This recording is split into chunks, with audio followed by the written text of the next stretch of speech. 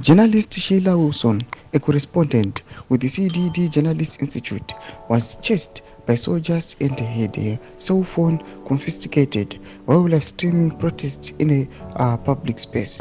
The protests, which disrupted traffic and saw demonstrators blaring car horns in opposition to alleged electoral fraud, were being documented by Wilson when the incident occurred. Sana mina mashoko anobuda panapa kunzi ayo mapresidential guards ayo nemasoja ayo anoonekwa on camera vachizama kuabducta journalist Sheila Wilson. Sana mina mashoko anodanyo kwanovwa subscribe wale icon on the bell icon.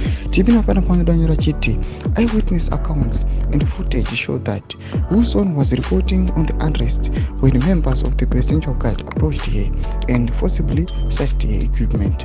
According to the organization informants Semo Filtro, there were no legal restrictions in place prohibiting video recording in the area, making the soldiers' actions direct violation of press freedoms.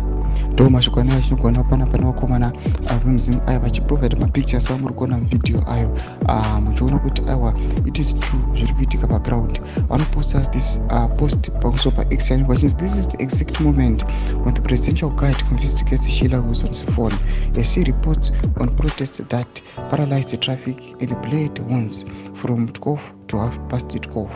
A powerful stand against electoral fraud. Ndo nawo iya tokona iri expose na communism aya rikona kuti awa nawo ima electoral fraud iri kuitika especially in Southern Africa. Iri kuona kuti vakomana vemaruling parties vese aiwa vari kuramba kuda kustep down, varamba vari reclined onto power vachida awa kungo squander ma-state resources and funds. Tiudze mafungo emoti kudii pamusoro pechiitiko ichi ayo kuna comment section medu. So subscribe or like, so on the bell icon.